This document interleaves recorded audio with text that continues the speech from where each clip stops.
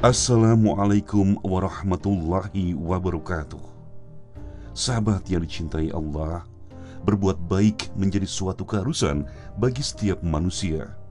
Ibadah yang kita jalani sehari-hari merupakan salah satu wujud menjalin hubungan baik, yaitu hubungan seorang hamba dengan Sang Pencipta, Allah Subhanahu wa Ta'ala. Namun tidak hanya itu, sesuai perintah Allah Subhanahu wa Ta'ala, kita juga diwajibkan menjaga hubungan sesama manusia atau bersilaturahim. Hal ini tidak terlepas dari firman Allah dalam surah Ar-Ra'd ayat 21. Dan orang-orang yang menghubungkan apa-apa yang diperintahkan supaya dihubungkan, dan mereka takut kepada Rabb-Nya dan takut kepada hisab yang buruk. Sahabat yang dicintai Allah, mengingat kita adalah makhluk sosial, membutuhkan hubungan keluarga dan juga membutuhkan bantuan dari sesama manusia dalam menjalani kehidupan. Silaturahim menjadi kunci itu semua.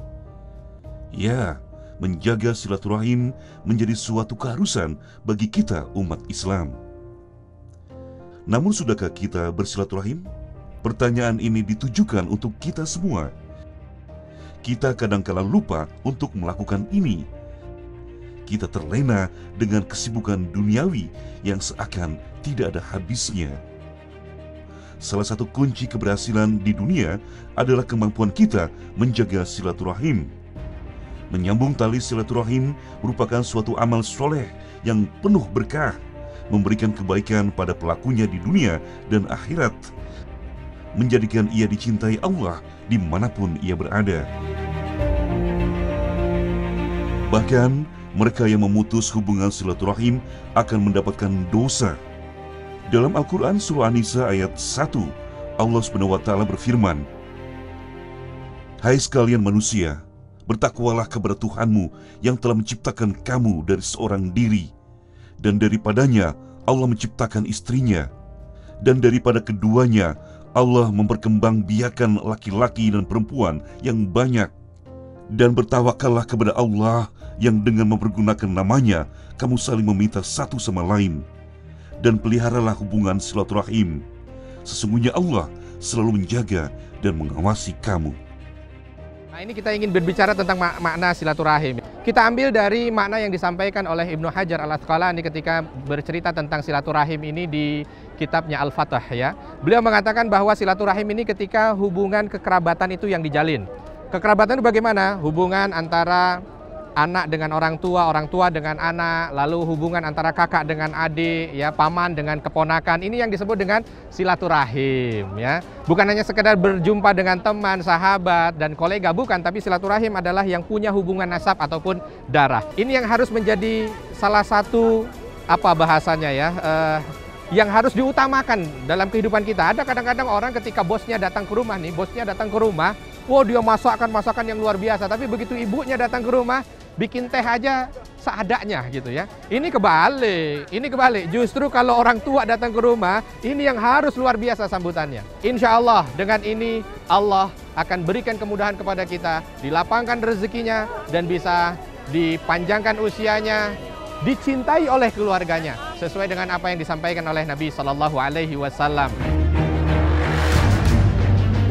Keutamaan menjaga silaturahim atau menjalin silaturahim amatlah sangat besar. Allah menjanjikan surga bagi siapa saja yang dengan sekuat tenaganya mampu menjalin serta menjaga hubungan silaturahim. Silaturahim bisa memperpanjang umur. Silaturahim bisa memperlancar rizki. Silaturahim mempunyai pahala yang besar daripada memerdekakan budak. Dan silaturahim bisa membuat hidup kita lebih baik. Dalam Islam, menyambung silaturahim diperbolehkan, bahkan disunnahkan membawa buah tangan saat bersilaturahim. Hal ini tidak lain untuk menimbulkan rasa sayang di antara sesama makhluk. Memberi hadiah kepada orang yang kita jaga hubungan silaturahimnya atau orang yang kita datangi menjadi perkara yang tidak boleh dianggap enteng. Dengan memberi hadiah, maka ada nilai kebaikan yang kita berikan kepada orang lain, terutama keluarga. Hal ini sesuai perintah Nabi SAW. Ini salah satu tips dan trik bagaimana silaturahim kita itu bisa lebih erat lagi. Nah, ini yang bisa mengobati perpecahan itu. Hadiah. Ini yang bisa mengobati keretakan itu. Apa dia? Hadiah. Karena Nabi SAW mengatakan al-wasil laisa bil mukafi. Namanya orang yang menyambung silaturahim itu bukan hanya sekedar orang yang datang karena hubungannya sudah baik saja, tidak.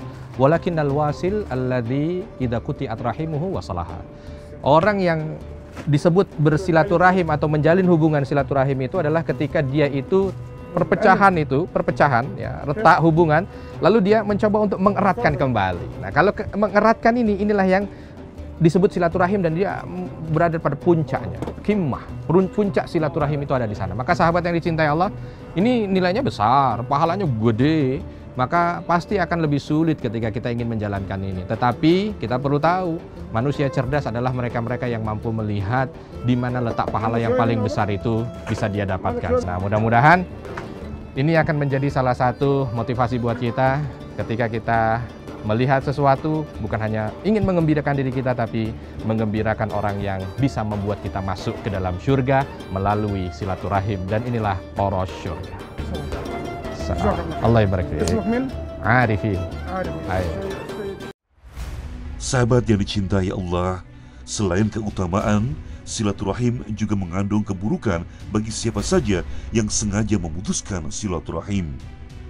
Allah mengancam siapa saja yang tidak menyambung atau menjaga silaturahim dengan kepedihan nerakanya, atau paling tidak dengan kesusahan hidup di dunia. Dari Abi Sa'id Al-Khudri radhiyallahu anhu berkata, bersabda Rasulullah SAW, tidak akan masuk surga pemilik 5 hal: peminum miras, orang yang percaya sihir, pemutus silaturahim, dukun, dan yang suka mengungkit-ungkit kebaikan. Hadis riwayat Ahmad. Wabillahi taufik wal hidayah. Wassalamualaikum warahmatullahi wabarakatuh.